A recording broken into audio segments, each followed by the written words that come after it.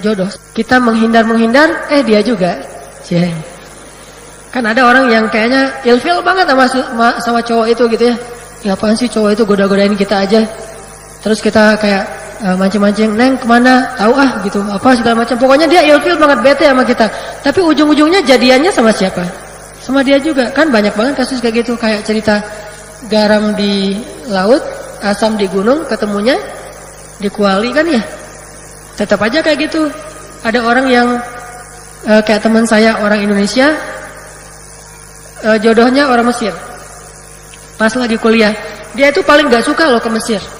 Gak suka banget. Kenapa? Malas banget saya ke Arab kata dia.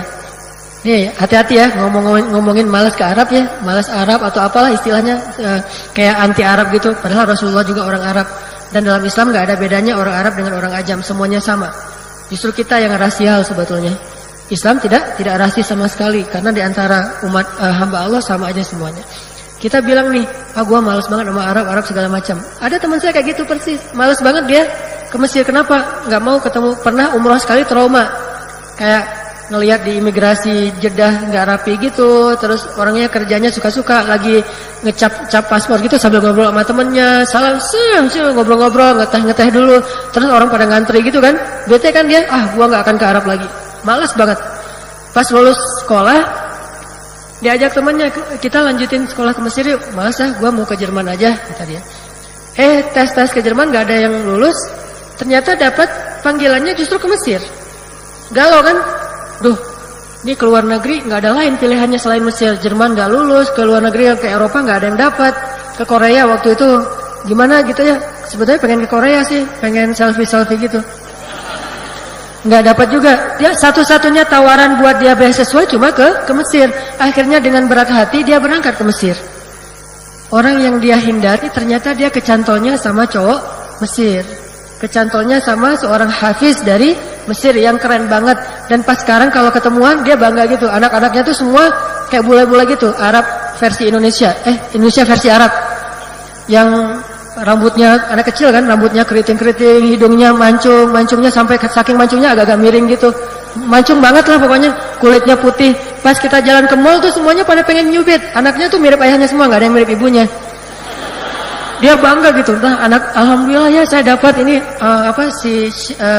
suaminya tuh nggak seperti orang Mesir yang lain-lain. Dia lembut, orang Mesir tapi lembut, hafiz Al-Quran, akhlaknya baik. Malah istrinya sering marahin suaminya, bukan suaminya yang sering marahin istri. Ini artinya jodoh, maut itu takdir Allah. Gimana pun kita menghindar, kayaknya ke situ juga muaranya.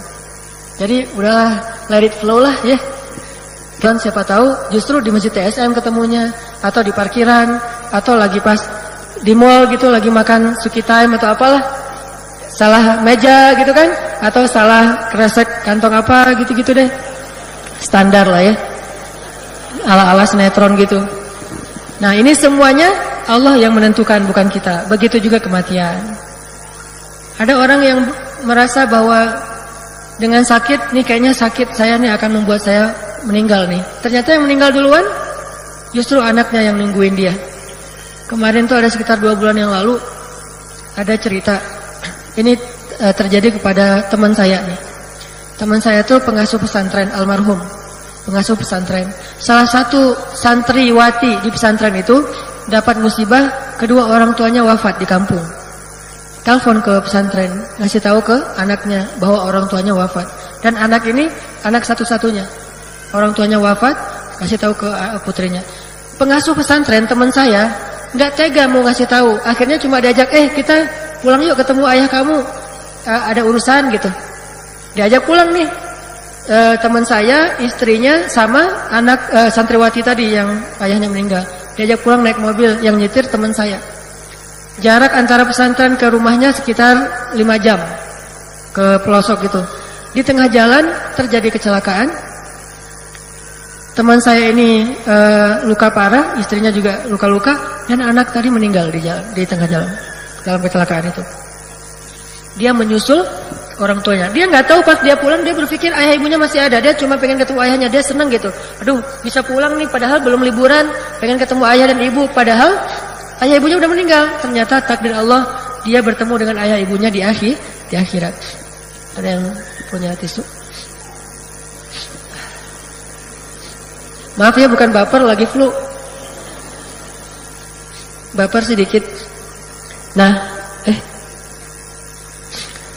itu kejadian nyata banget tuh. Coba lihat, orang yang nggak nyangka-nyangka seperti apa akhirnya justru mengalami akhir yang luar biasa.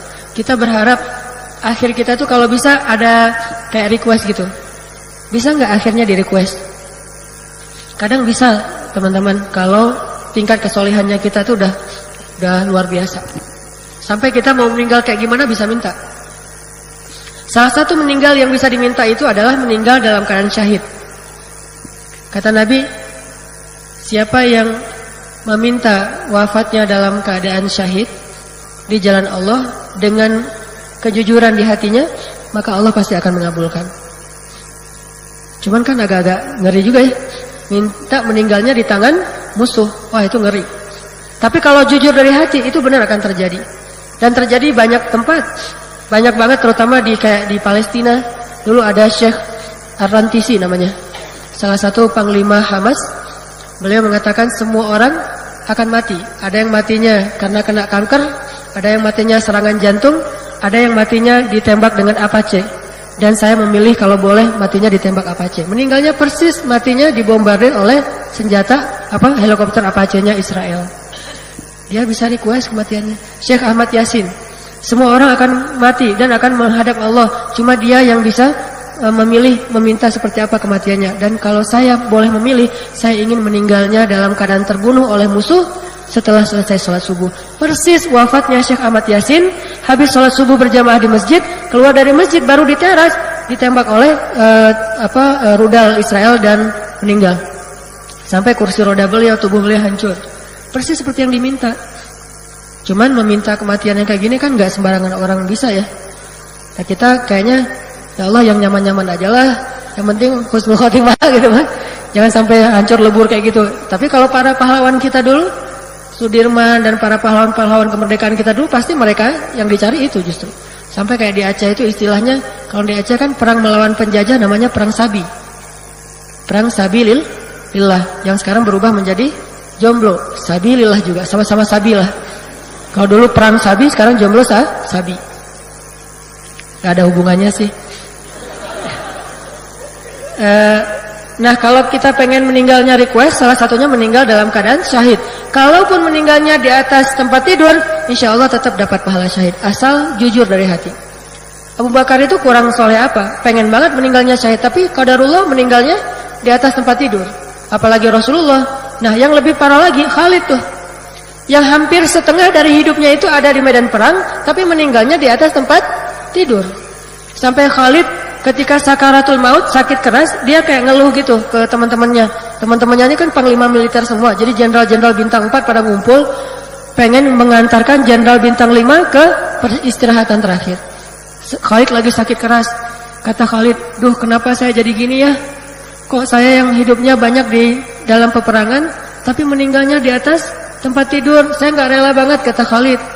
Masa saya yang dikenal sebagai jenderal yang gagah, meninggalnya seperti seekor onta tua yang sudah tidak berdaya, kata Khalid. Apa kata teman-temannya? Ya Khalid, engkau itu adalah pedang Allah, dan Allah nggak rela pedangnya dipatahkan oleh musuh. Makanya meninggalnya tidak dalam keadaan dipatahkan. Baru Khalid terhibur. Oh gitu. Kalau kita main masih sempat-sempatnya kegeeran kalau kita main. Kita kan kalau mau meninggal juga masih GR. Kalau para solihin enggak. Engkau adalah pedang Allah, dan Allah enggak rela kalau pedangnya dipatahin sama musuh. Akhirnya bantu saya berdiri, bantu saya berdiri. Saya enggak rela dicabut nyawa dalam keadaan terbaring. Kesatria banget lah pokoknya Khalid.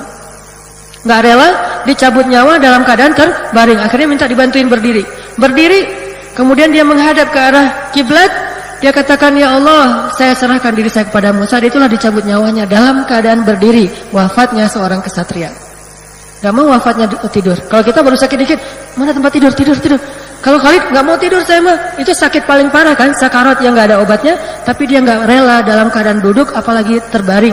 Pengennya dicabut nyawa dalam keadaan berdiri. Jadi siapa yang mau merasa dirinya lebih hebat daripada Khalid?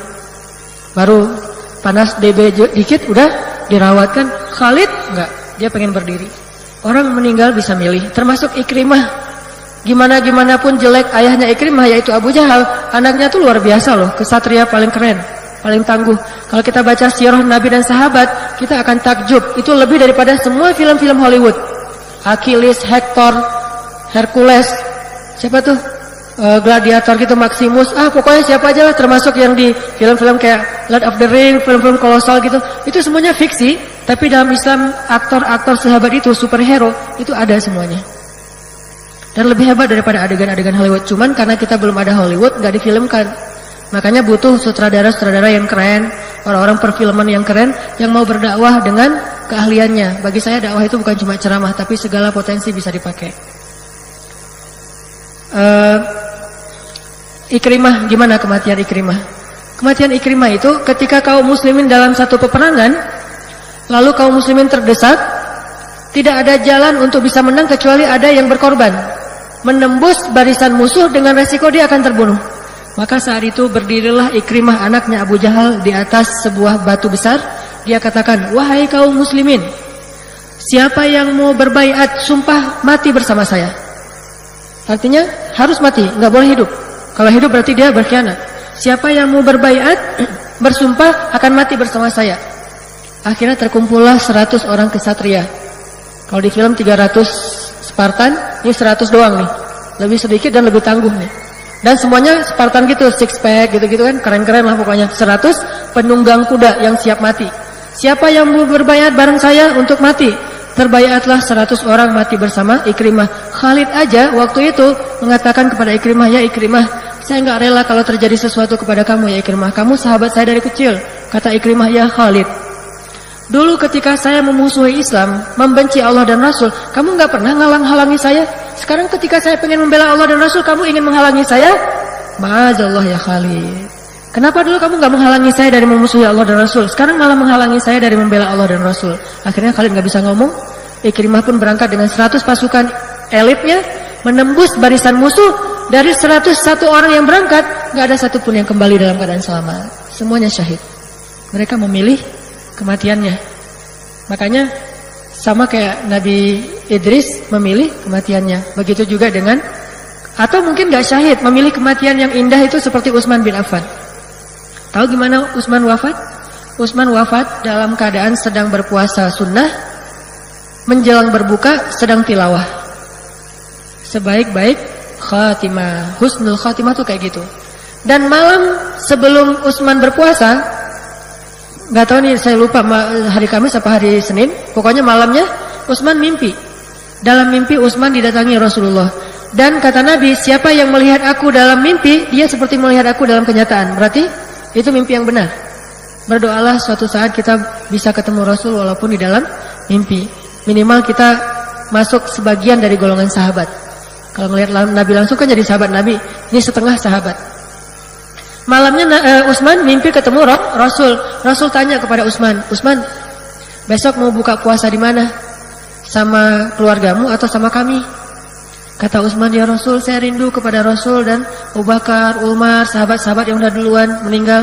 Boleh enggak kalau besok saya meninggalnya buka puasanya bareng dengan Rasul? Akhirnya Rasulullah tersenyum, kemudian mengusap dadanya Utsman, lalu selesai dari mimpi, makan sahur, puasa. Lagi menjelang berbuka, ngabuburit gitu. Utsman ngabuburitnya di rumah sambil tilawah Al-Quran. Musuh mengepung rumah Utsman, orang-orang munafik nih. Akhirnya mereka berhasil masuk dan menghujam ke tubuh Utsman pedang mereka, sehingga Utsman pun terbunuh dalam keadaan darahnya muncrat di halaman Al-Quran yang sedang dia baca, dan dia dalam keadaan menunggu waktu berbuka, nggak sempat berbuka. Artinya dia akan berbuka bersama Rasulullah SAW.